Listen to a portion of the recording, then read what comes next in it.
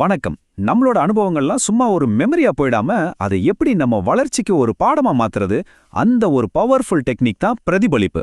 இது சும்மா பழையதை நினைச்சு பார்க்கறது மட்டும் இல்லைங்க, அதிலிருந்து கத்துக்கிட்டு நம்மளோட ஃபியூச்சரை இன்னும் ஸ்மார்ட்டா டிசைன் பண்றது. வாங்க இதை பத்தி கொஞ்சம் டீப்பா பார்க்கலாம். ஒரு நிமிஷம் யோசிச்சு பாருங்களேன். நீங்க செஞ்ச ஒரு தப்புல இருந்து அடடா இனிமே இதை எப்படி பண்ணவே கூடாதுன்னு உண்மையாவே எப்ப கத்துக்கிட்டீங்க பாருங்க. நம்ம எல்லாருமே தப்பு பண்ணுவோம், அது ரொம்ப சகஜம்.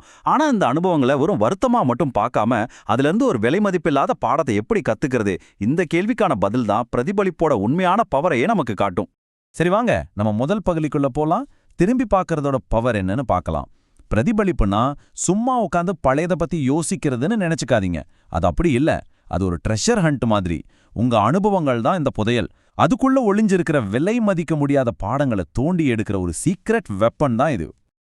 ரொம்ப சிம்பிளா சொல்லணும்னா, பிரதிபலிப்போட முக்கியமான வேலையே இதுதான். நமக்கு ஏற்படுற குழப்பமான அனுபவங்களை ரொம்ப தெளிவான பாடங்களா மாத்துற ஒரு ப்ராசஸ் இது. வெறும் அனுபவம் மட்டுமே நமக்கு எதையும் சொல்லிக் கொடுக்காது. ஆனா எப்போ நாம அதை அலசி ஆராய்ந்து அதிலிருந்து ஒரு அர்த்தத்தை பிரிச்சு எடுக்கிறோமோ அப்போதான் அது உண்மையான அறிவா மாறுது. சரி, இதனால நம்மளோட யோசிக்கிற திறன் எப்படி அதிகமாகுது? முதல்ல இது நம்மளோட கிரிட்டிக்கல் திங்கிங்கை தூண்டிவிடும். யோசிச்சு பாருங்க, ஒரு மீட்டிங்ல நீங்க சொன்ன ஒரு ஐடியா ஒர்க் அவுட் ஆகல. அப்போ ஏன் அப்படி ஆச்சுன்னு நீங்க யோசிக்க ஆரம்பிக்கும் போது அடுத்த தடவை எப்படி பேசணும்னு ஒரு பாடம் கிடைக்கும் இல்லையா? ரெண்டாவது, ஒரு இடத்துல கத்துக்கிட்ட விஷயத்த இன்னொரு இடத்துல பயன்படுத்த இது ரொம்ப ஹெல்ப் பண்ணும். உதாரணத்துக்கு, ஒரு ப்ராஜெக்ட்ல நீங்க கத்துக்கிட்ட டைம் மேனேஜ்மெண்ட்டை உங்க பர்சனல் லைஃப்லயும் யூஸ் பண்ணலாம். எல்லாத்துக்கும் மேல ஒரே தப்ப திரும்ப திரும்ப செய்யாம இருக்க இதுதான் நம்மள காப்பாத்தும். இங்க தான் அசல் மேஜிக்கே நடக்குது. நம்மளோட பர்சனல் growthக்கு பிரதிபலிப்பு எப்படி உதவுதுன்னு பார்க்கலாம். இது நமக்கு நாமளே பாத்துக்கிற ஒரு கண்ணாடி மாதிரி. நம்மளோட ஸ்ட்ரென்த் என்ன, வீக்னஸ் என்னன்னு அப்பட்டமா காட்டிடும். இந்த செல்ஃப் அவேர்னஸ் வந்துட்டா போதும், சரி நான் இந்த இடத்துல இம்ப்ரூவ் பண்ணணும்னு ஒரு மோட்டிவேஷன் தானா வந்துடும். அப்போ கத்துக்கிறதுங்கிறது ஒரு வேலையா தெரியாது, அது ஒரு பயணம் மாதிரி தெரியும். நம்மள நாமளே தொடர்ந்து மெருகேத்திக்கிறது நம்மளோட பழக்கமாவே மாறிடும். பிரதிபலிப்போட சக்தியை பத்தி நாம பார்த்துட்டோம். ஆனா பிரதிபலிப்பு அப்படின்னு சொல்லும்போது அதுக்கு உண்மையான அர்த்தம் என்ன, அதை நாம சரியா புரிஞ்சுக்கிட்டாதான் அதை ஒரு பவர்ஃபுல் டூலா நம்மளால யூஸ் பண்ண முடியும். வாங்க அது என்னன்னு சரியா பார்க்கலாம். இதுதான் பிரதிபலிப்பு சிந்தனைக்கான ஒரு தெளிவான டெஃபினிஷன். இது ஒரு அனுபவத்தை சும்மா பார்க்கறது கிடையாது. அதை ஒரு டிடெக்டிவ் மாதிரி இன்வெஸ்டிகேட் பண்ணி அதிலிருந்து நமக்கு என்ன புரிஞ்சது, என்ன அர்த்தம் கிடைச்சதுன்னு பிரிச்சு எடுக்கணும். அப்படி பிரிச்சு எடுத்து நம்மள நாமளே ஃபியூச்சர்ல எப்படி இம்ப்ரூவ் பண்ணிக்கலாம்னு பார்க்கற ஒரு ப்ராசஸ். ஸோ இது வெறும் பாஸ்ட் பத்தி மட்டும் இல்ல, ஒரு பெட்டரான ஃபியூச்சரை பத்தியும் தான். இதுல முதல் முக்கியமான விஷயம் மெட்டாகாக்னிஷன். இந்த வார்த்தை கேட்க கொஞ்சம் கஷ்டமா இருக்கலாம், ஆனா அர்த்தம் ரொம்ப சிம்பிள். உங்க யோசனைய பத்தியே நீங்க யோசிக்கிறது. உதாரணத்துக்கு, ஒரு எக்ஸாமுக்கு படிக்கிறீங்கன்னு வைங்க. இப்படி படிச்சா எனக்கு மனசுல நிக்குதா, இல்ல வேற மாதிரி ட்ரை பண்ணலாமான்னு உங்களுக்கு நீங்களே கேள்வி கேட்டுக்கிறீங்க இல்லையா? அதுதான் மெட்டாகாக்னிஷன். அடுத்து ரெண்டாவது விஷயம் பகுப்பாய்வு, அதாவது அனாலிசிஸ். இதுதான் நான் சொன்ன அந்த டிடெக்டிவ் வேலை. ஒரு பெரிய அனுபவத்தை சின்ன சின்ன பீஸா உடைச்சு எக்ஸாக்டா என்ன நடந்துச்சு, அது ஏன் அப்படி நடந்துச்சுன்னு ஒவ்வொரு பாகத்தையும் தனித்தனியா ஆராய்ந்து பார்க்கறது. மூணாவதா மதிப்பீடு, அதாவது இவாலுவேஷன். இது ஒரு ஜட்ஜ் மாதிரி வேலை செய்யறது.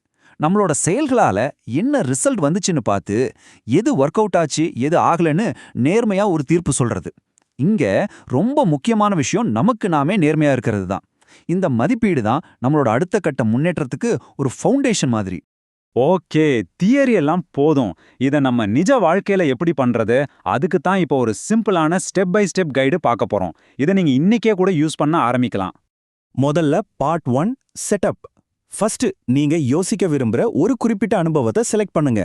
அடுத்து எந்த டிஸ்டர்பன்ஸும் இல்லாத ஒரு அமைதியான இடத்துக்கு போங்க. மூணாவதா என்ன நடந்துச்சோ அது அப்படியே எந்த ஜட்ஜ்மெண்ட்டும் இல்லாம எழுதுங்க. புறநிலையா, அதாவது அப்ஜெக்டிவா இருக்கணும். கடைசியா அந்த டைம்ல நீங்க எப்படி ஃபீல் பண்ணீங்கன்னு நேர்மையா ஒத்துக்கோங்க. அது கோபமா இருக்கலாம், சந்தோஷமா இருக்கலாம், இல்ல ஏமாற்றமா கூட இருக்கலாம், பரவாயில்ல. இப்போதான் நம்ம வேலையோட முக்கியமான கட்டத்துக்கே வர்றோம், அனாலிசிஸ். இதுல என்ன நல்லா போச்சு, இன்னும் எதை பெட்டரா பண்ணிருக்கலாம், இந்த மாதிரி கேள்விகளை உங்களுக்கு நீங்களே கேட்டுக்கோங்க. ஒரு ஸ்டெப் மேல போய் இதுல சம்பந்தப்பட்ட மத்தவங்க பார்வையில இது எப்படி இருந்திருக்கும்னு கூட யோசிச்சு பாருங்க. கடைசியா இந்த அனுபவத்திலிருந்து கிடைச்ச பாடத்தை உங்களுக்கு ஏற்கனவே தெரிஞ்ச விஷயங்களோட கனெக்ட் பண்ணி பாருங்க. சும்மா யோசிச்சா மட்டும் பத்தாது இல்லையா, ஆக்ஷன்ல இறங்கணும்.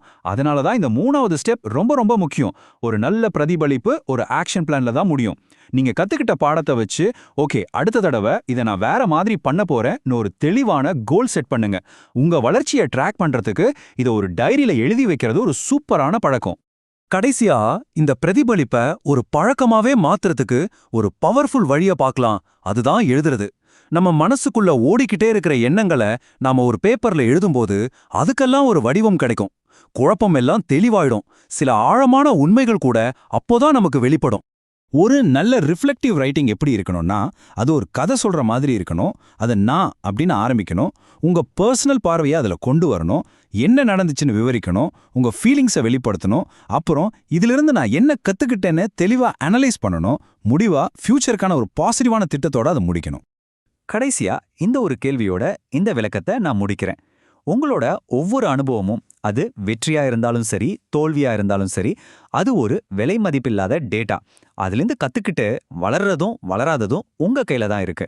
அந்த டேட்டாவை வச்சு நீங்க என்ன பண்ண போறீங்க? யோசிச்சு பாருங்க. நன்றி.